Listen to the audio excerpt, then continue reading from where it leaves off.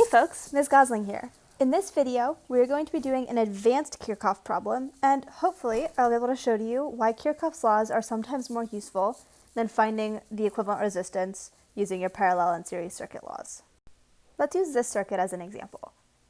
What I'm going to do is I'm going to solve this circuit and find out as much information as I can using my series and parallel circuit laws. So, what I'm going to do is I'm going to first demonstrate how we break this circuit down using our series and parallel circuit laws. So here's my initial circuit, and I'm going to break it down using my series and parallel circuit laws. So the first thing I'm going to do is I'm going to combine this resistor and this resistor and find their equivalent resistance. So what that's going to look like is a circuit with a 50 volt cell, a 10 ohm resistor, and another 10 ohm resistor. And then I have my 100 ohm resistor.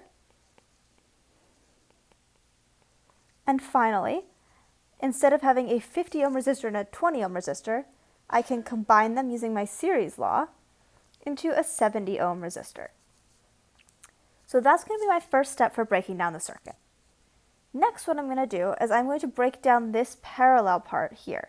So I'm going to combine my 100 ohm resistor and my 70 ohm resistor. So let's go ahead and do that. So here is going to be step 2, and I'm going to do that in a new color. So I'm still going to have 50 volts coming in. I have my 10 ohm resistors that are going to stay exactly the same. And then I'm going to have the equivalent resistance of my 100 ohm resistor and my 70 ohm resistor. I'm going to go ahead and remind you how we do that. So remember, 1 over Req for a parallel circuit is equal to 1 over R1, or 1 over 100, plus 1 over R2, or 1 over 70. Plugging that into a calculator, I get that 1 over Req is equal to 0.024. And taking the reciprocal, I get that Req is equal to 41 ohms. So that 41 ohms, I'm going to go ahead and put in my circuit. So this is now what my circuit looks like. And then my final step is going to be to combine my last 3 resistors into one equivalent resistance. And what I find is that the equivalent resistance of my circuit is 61 ohms. Knowing this allows me to figure out the current that's leaving my battery, my voltage source.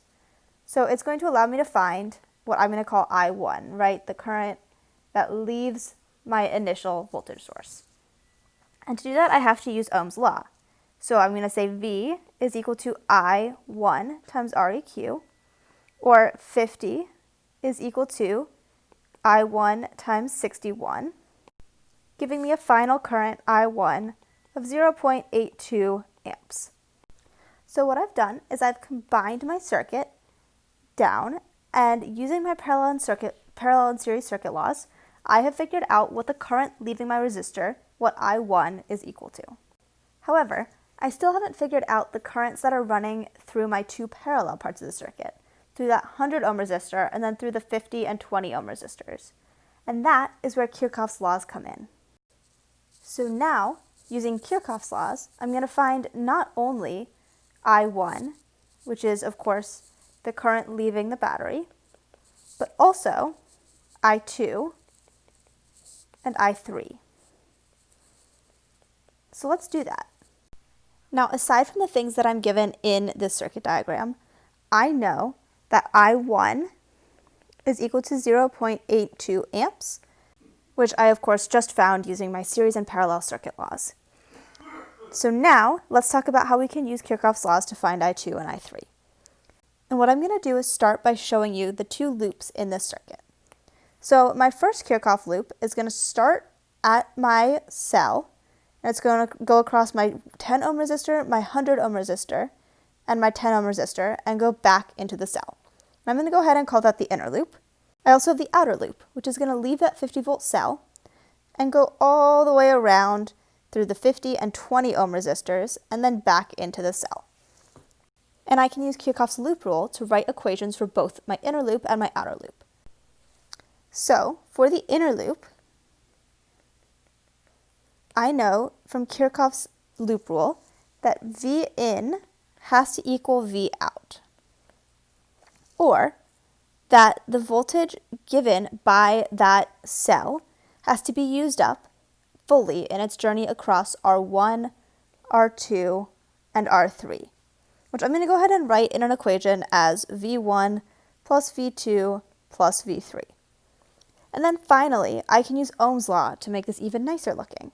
So V in is equal to V1, and I know from Ohm's law that voltage is equal to current times resistance. So I can write this as I1 times R1, and then to that I will add I2 times R2, and then finally I1 times R3, because the current running through R3 is the same as the current running through R1. So that's my equation for my inner loop. So let me go ahead and move into my outer loop. So again, I know that V in is equal to V out, and I can rewrite that as the voltage across that cell is equal to the voltage drop across R1, which I'm going to call V1, plus the voltage drops across R4 and R5, which I'm going to call V4 and V5, and then finally to that I'm going to add that voltage drop across R3, which again is V3. And as I did in the inner loop, I'm going to use Ohm's law to simplify this even more. So V in is equal to I1 times R1 plus I3 times R4 plus I3 times R5 plus I1 times R3. These are two very ugly equations, but I promise they're going to look a little bit nicer once we move into our substitute and solving stage. And I'm going to go ahead and actually go into that stage right now. So we're going to sub and solve. Let's start with my inner loop. So the voltage into my inner loop is 50 volts, which I'm getting from my cell. That is going to equal I1 times R1, or 10 times I1, plus I2 R2, so 100 times I2, plus, again, 10 times I1, or 50 is equal to 20 I1, and here I'm going to go ahead and substitute in my value for I1. So 20 times 0.82 plus 100 I2. Simplifying that even further, I get that 50 is equal to 16 plus 100 I2. And when I solve for I2, I find that I2 is 0.336 amps. So there is the value for I2. From here, I actually have two things I can do. So I can use my outer loop to figure out what I3 is, or I can use my junction law to find I3. So remember, Kirchhoff's junction law says that the current into a junction, or in our case I1, is equal to the current leaving the junction, which is going to be the sum of I2 and I3. So right now I know I1 and I2, and I could use the junction law to find I3. However, what I'm going to do is I'm going to use my outer loop to find I3, and then I'm going to plug that into the junction law to verify that I did this problem correctly. So let's go ahead and do that. So for my outer loop, I know that 50 is equal to I1 R1, which is going to be 10 times 0.82 plus I3 R4 plus I3 R5. So I'm going to go ahead and add those two terms together, and I get 70 times I3, and then again plus I1 times R3, which is again 10 times 0.82.